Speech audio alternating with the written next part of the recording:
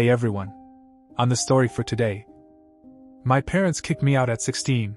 Now they're demanding to move into my house with my twin sister's family. My sister asked my parents to throw me out of my house at 16, saying there's no space for me. I struggled for 12 years to have my own place, and now they are parading to let my sister move in with me because she's pregnant with her fourth child. I, 28M, have been suffering from my parents' toxicity ever since childhood. I have a twin sister who has been my pain in the but people say twins back up each other.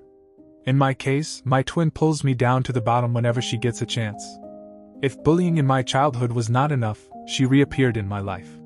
This time she wants to move into my house with her family, despite being the one who threw me out of the house at 16. She has always been narcissistic.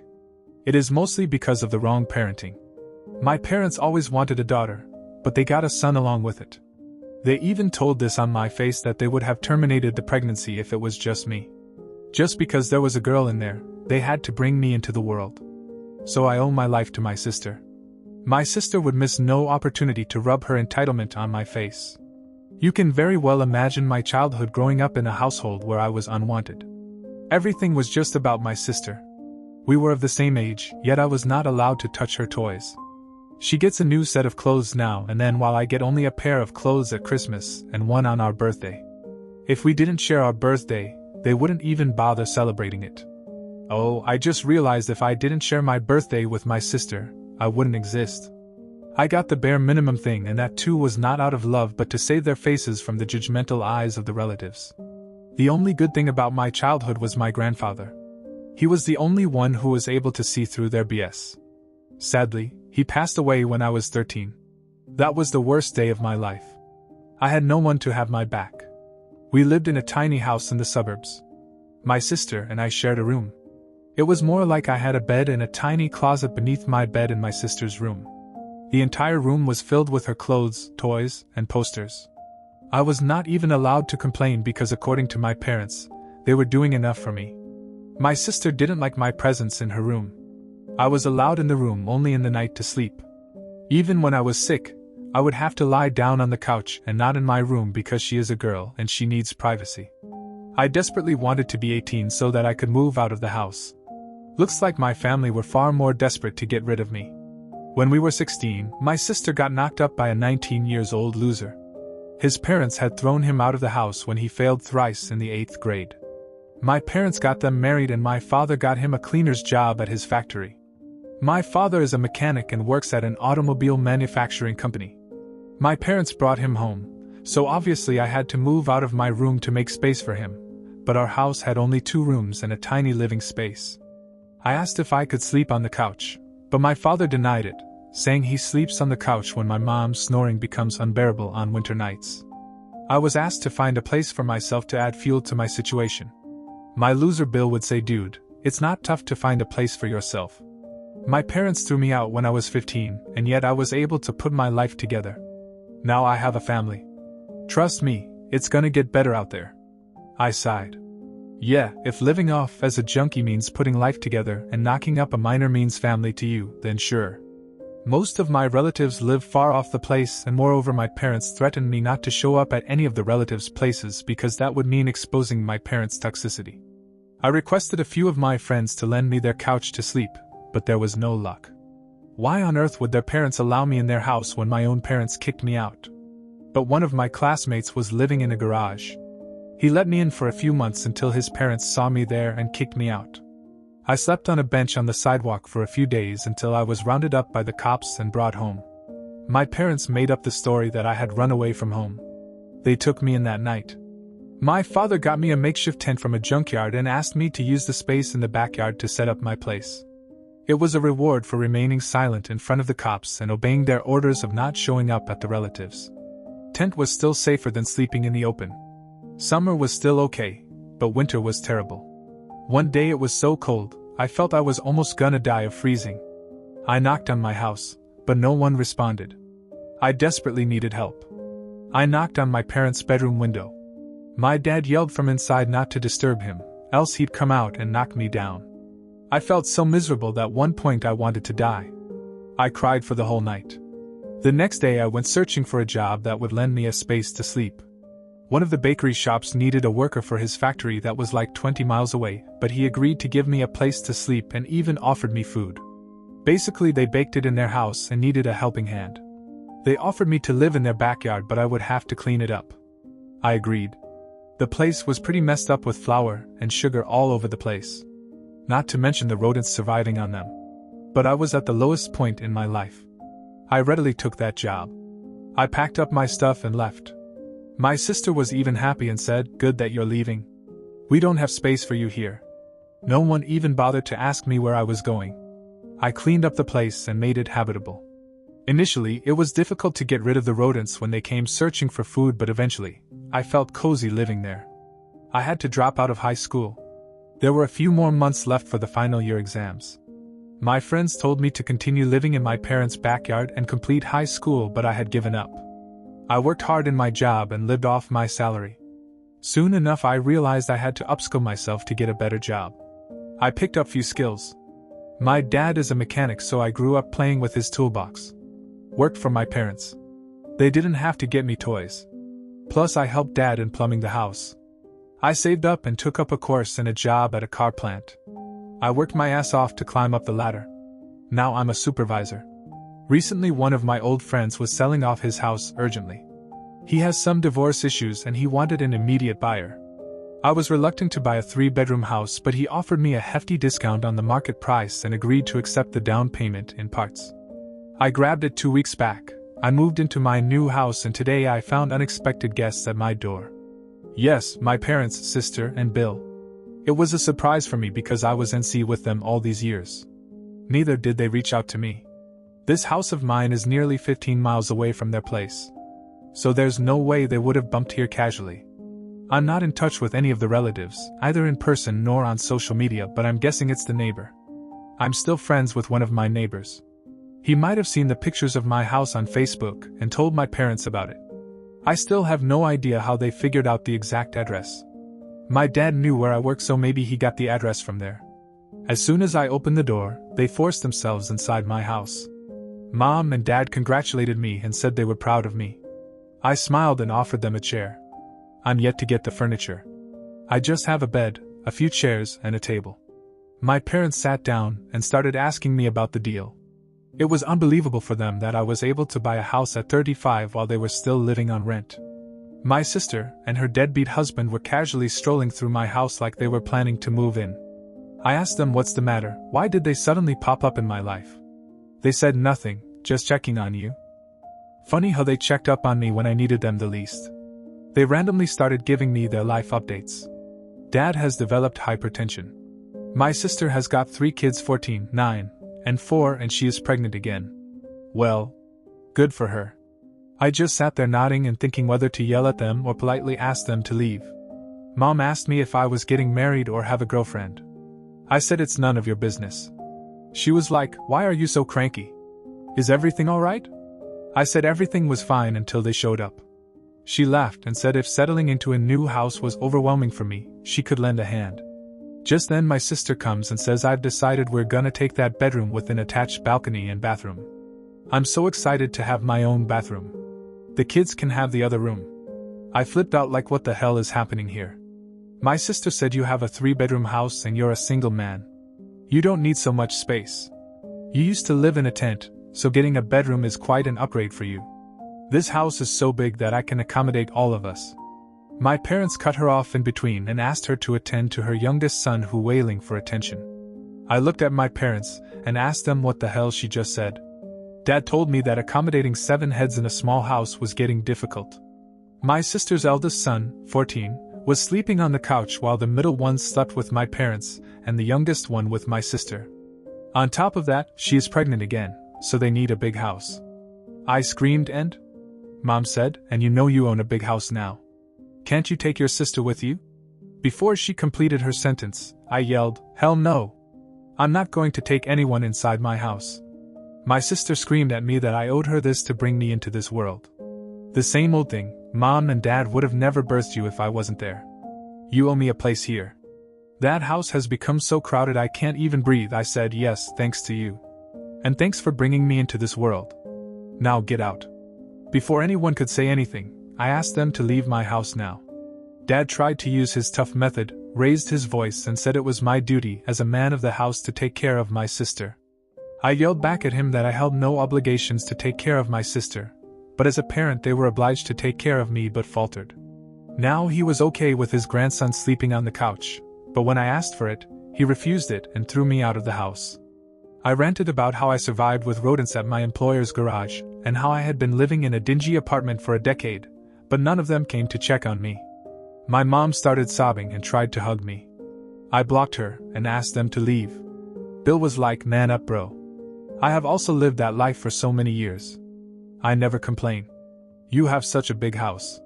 You are single. What are you gonna do with so much space?" I gestured at him to shut up.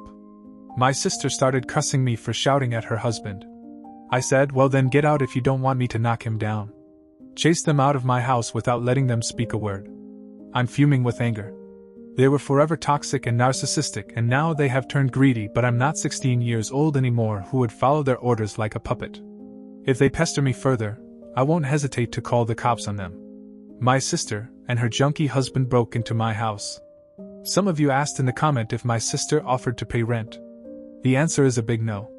She hasn't, and she can't afford rent. She and her junkie are freeloaders and child milling machines. They have been piling upon my parents for 12 years and now they want to do it with me.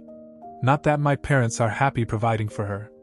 I saw the frustrations in their eyes when they last visited me. However, instead of just throwing her out, they are offloading those lazy bums to my shoulder. A week after the first encounter with them, my mom showed up at my house again. This time she didn't beat around the bush and told me I should put my guard down and let my sister move in with me. I said no way. She basically repeated the same stuff, that it was difficult to accommodate so many people in a small house, blah blah. Still no from me. Then she switched her gear and tried to threaten me. I should have taken the hint right away. She said, "See, honey, you live alone in this big house and you're gone for 12 hours a day. What if someone breaks into your house? If a family lives here, it would be so safe for you. Besides, you'll get a hand on cleaning the house and doing the dishes and the laundry." I said for the last time, no, and go away. I don't want any of you at my house. Just a few days later, one of my neighbors told me he saw a pregnant woman with a man and a young boy loitering around on my premises. They were peeping in from the window, wandering around the backyard, and it felt like they were trying to sneak in. He is an old man. He sits by his front porch for the whole of the afternoon. When they noticed my neighbor was staring at them, they went away. He came to inform me as a goodwill gesture. I thanked him and gave him my number. I requested him to call me if he saw them ever again. My house was not guarded with cameras. I was intending to install it over the weekend. Who knew they would break in before that?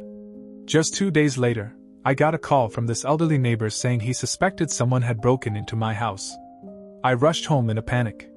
He was right. My sister and Bill had broken into my house from the backside window. She was like, "We didn't have any other options than this. You were being a jerk and not allowing us. Now we live here and you suck it up." I was in shock. I mean, how far she went to rub her entitlement onto my face. Bill came outside of the room in which they had made their bedroom.